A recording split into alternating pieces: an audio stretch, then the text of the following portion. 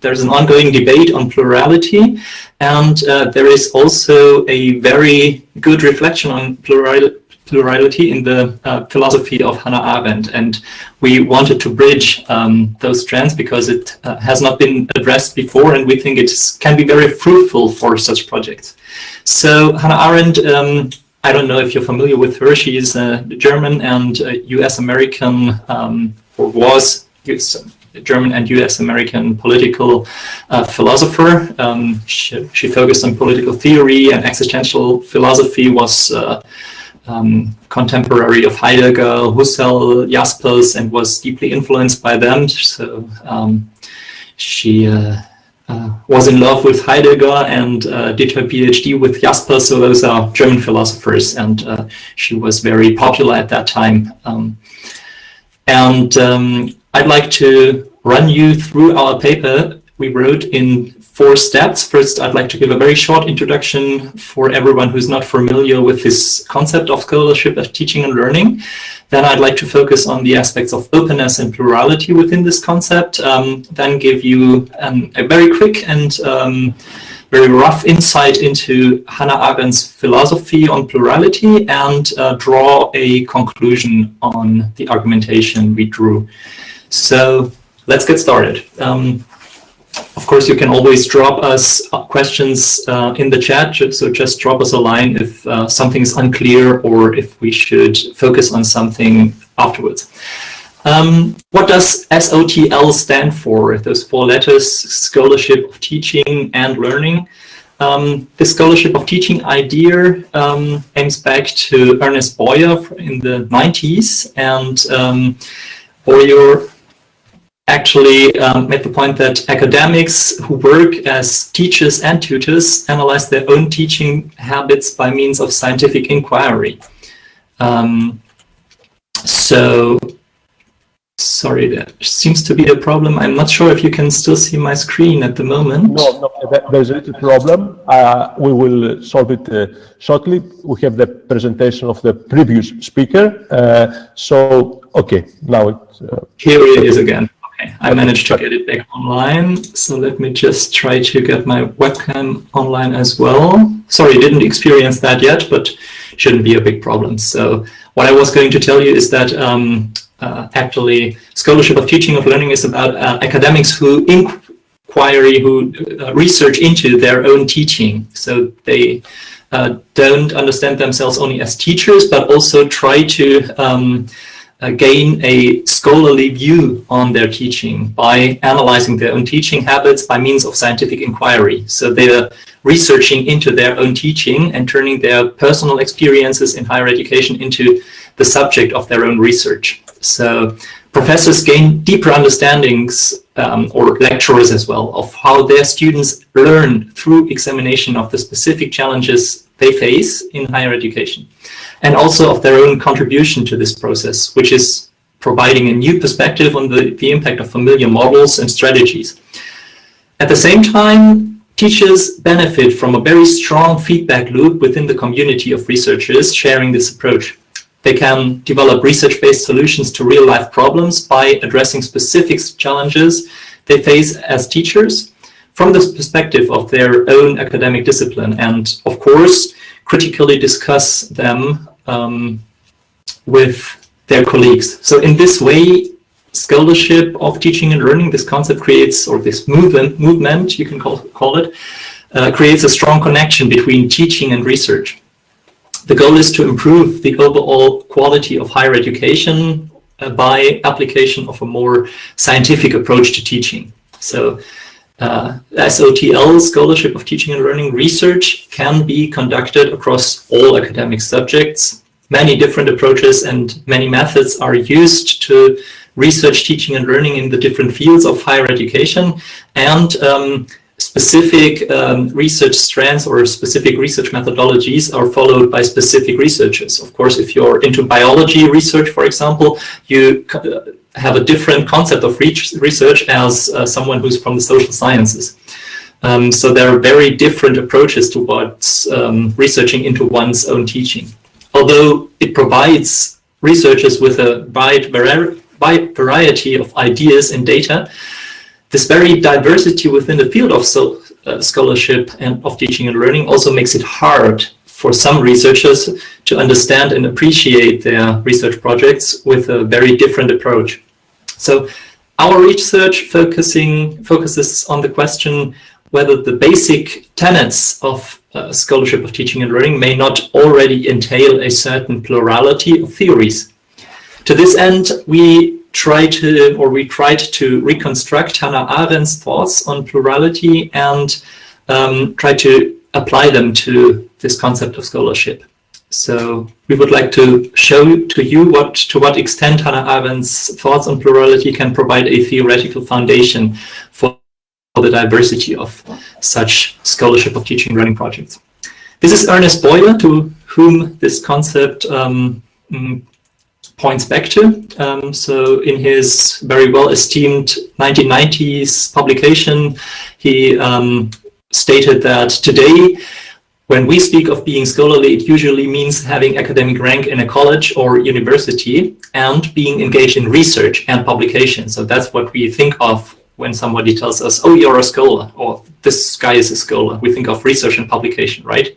So what we now have is a more restricted view of scholarship, one that limits it to its hierarchy of functions. Basic research has come to be viewed as the first and most essential form of scholarly activity, with other functions flowing from it. Scholars are academics who conduct research, publish, and then perhaps convey their knowledge to students or apply what they have learned. And this is what Boyle criticizes, and where he states that we should try to gain the same quality understanding and the same ethos, professional ethos of one's own professionate in teaching as well. So it should be esteemed in the same way, and teaching should be considered equal to research. And this is done in terms of researching into one's teaching. So this is what the subtle or scholarship of teaching and learning concept is about. And one very crucial aspect to this concept is openness. So you don't only have to focus on your own research, reflect on what you are doing in your teaching, but also you have to share it with others and get public while conducting your research on your teachings. So being interdisciplinary efforts, there are no established quality standards for scholarship of teaching and learning projects. Therefore, many experienced researchers, educational researchers, as well as scholarship of teaching and learning researchers today emphasize that a model or a set of guidelines should be part of any scholarship of teaching and learning project in order to standardize findings and in order to provide direction to those looking to apply and renew them, of course.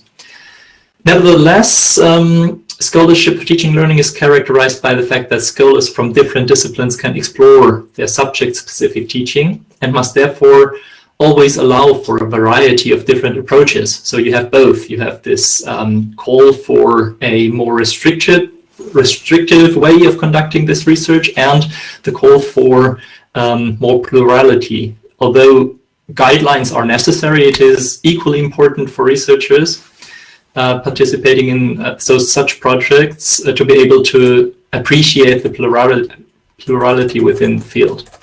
So I believe it happened again. Very sorry for that.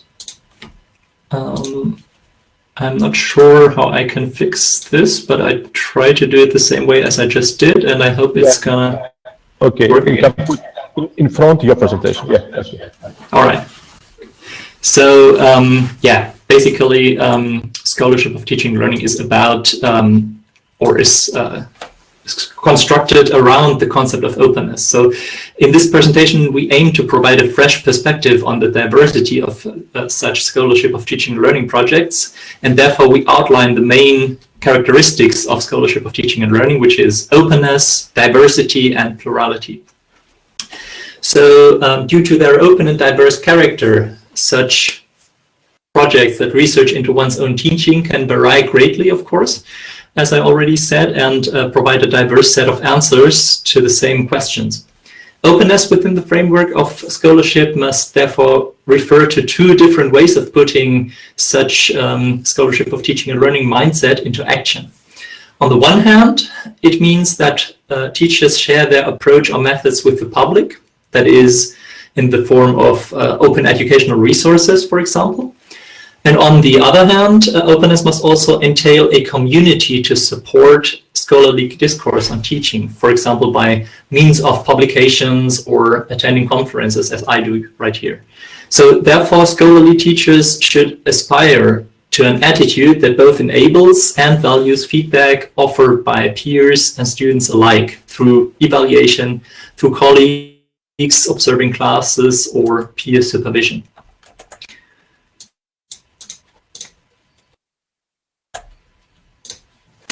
So we analyzed to what extent Arendt's writings on plurality can be applied to scholarship of teaching and learning. And if you read our paper, you'll find that our goal was to show how political philosophy can be used to improve educational research. So it's kind of an interdisciplinary theoretical approach.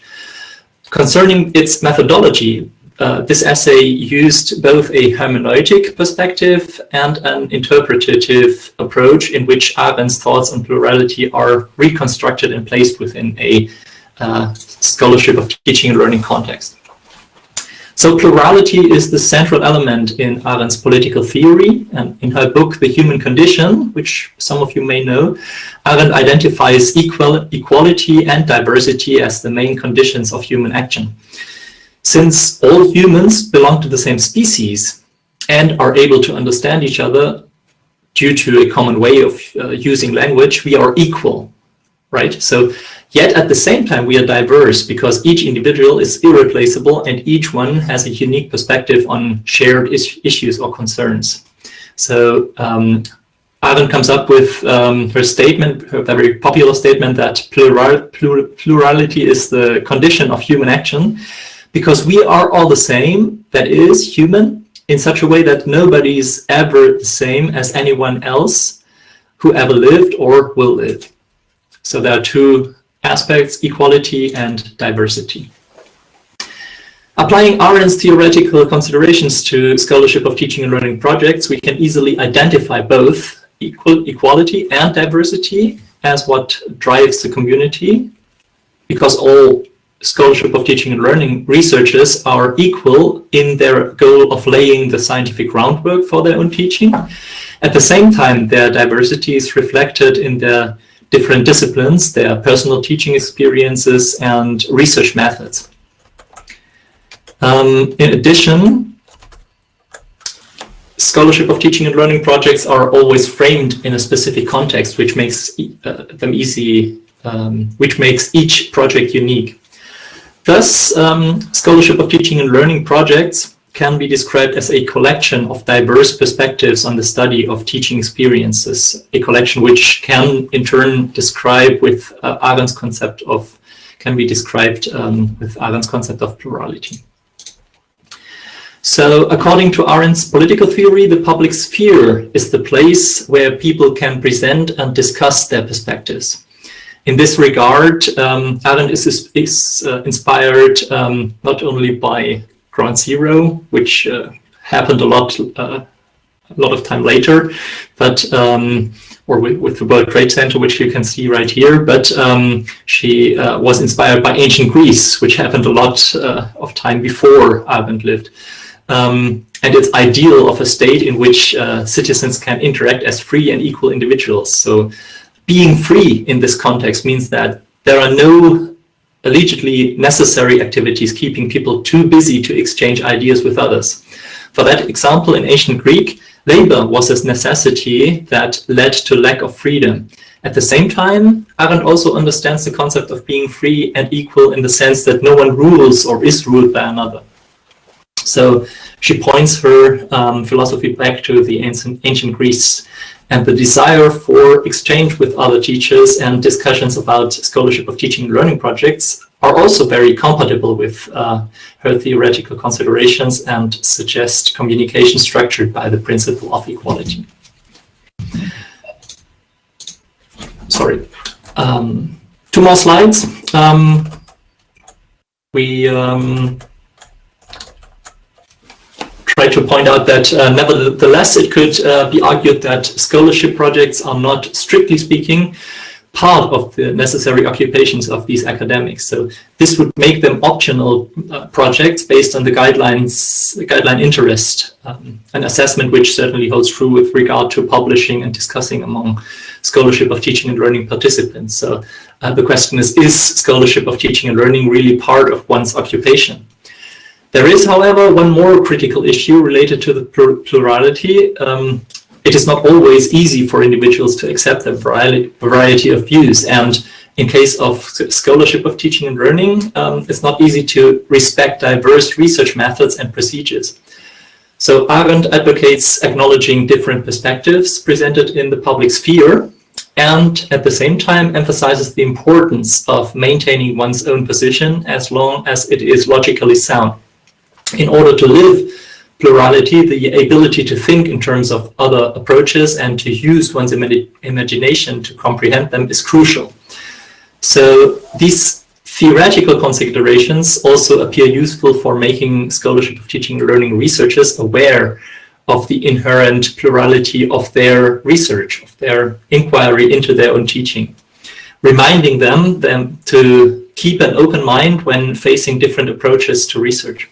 At the same time, however, it is still important that scholarship of teaching and learning research meets certain scientific standards. The development of guidelines and models of such projects thus seems to be just as important as appreciation for the plurality within the community. So to sum things up, Arendt's thoughts on plurality can, in principle, be successfully combined with this scholarship of teaching and learning, we believe, applying the different aspects of Arendt's theories to scholarship in order to gain a new understanding of the inner workings of both projects and community. However, it also becomes clear that certain aspects, such as freedom from the necessities, seem worthy for further discussion, and that Arendt's theoretical considerations about plurality can also be easily adapted to scholarship of teaching and learning. So in order to make an overall statement about how Arendt's theoretical reflection on plurality might provide a theoretical foundation for such concepts, we tried to lay some grounds or lay some bricks, and more in-depth research is required from here on. So we are very curious for your questions, and thanks a lot for having us. Thank you. Thank you, Tobias. And sorry, I forgot to mention your co-author and co-presenter, Alice. So please, questions in the chat or with the microphone about this very interesting presentation. You can see one by our first presenter, Chris Brignan. So, Tobias, you can read. And how much importance is placed on scholarship of teaching and learning via scientific research by universities, and how much time should be devoted to it? That's the first question. Yeah,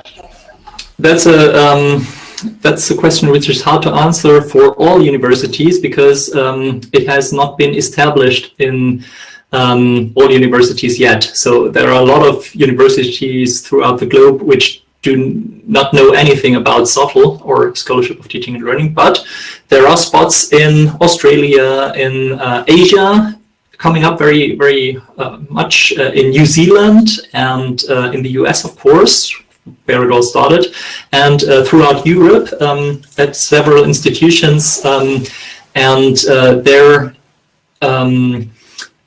those projects, those research projects of one's own teaching are connected or are also administrated by centers sometimes. So we have in Germany, for example, at Paderborn or at Hamburg or Lübeck or Frankfurt also, universities which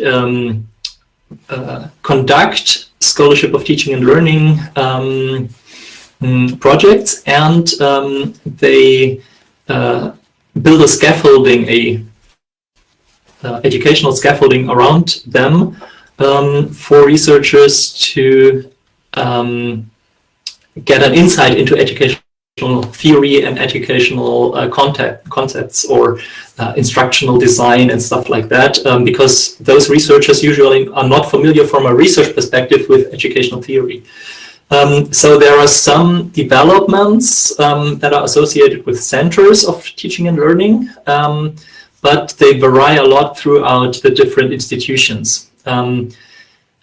If you Köln, for example, has the Technical University of Köln has a very good approach, which is leading in Germany at the moment, because they make it possible for researchers to get a sabbatical, so one free semester, not only for their research, but also for their scholarship of teaching and learning research. So they can engage in making their own research better in a scientific way, and they get a semester free for that if they want to do that. So they have to apply for it and will be given that. And also, Technical University of Köln has a concept to new researchers. So when someone is becoming a professor for the first time, they are obliged to conduct a research project of their own teaching within this scholarship of teaching and learning community. While University of Hamburg has got a master's program, Master of Higher Education, which is built around scholarship of teaching and learning projects, which last for 3 semesters, and the whole study program runs for 4 to 5 semesters. So it's a 60 ECTS program. So they invest a lot on it, but it always depends on the incentives, right? If you have the incentive of getting a second master's degree,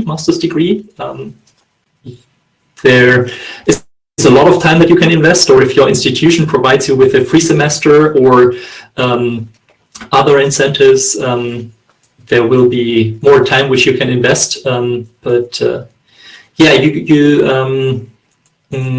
it depends heavily upon what you want to achieve and how much your university supports it, how much time you can devote to it. Sorry, wrong answer to a short question. Yeah. Okay. No, it's okay. It's always nice to respond to the questions. Thank you, Tobias. Thank you, Chris, for the questions. We're almost out of time, but maybe one question, or you can put this in the special room that I put in the chat with asynchronous communication.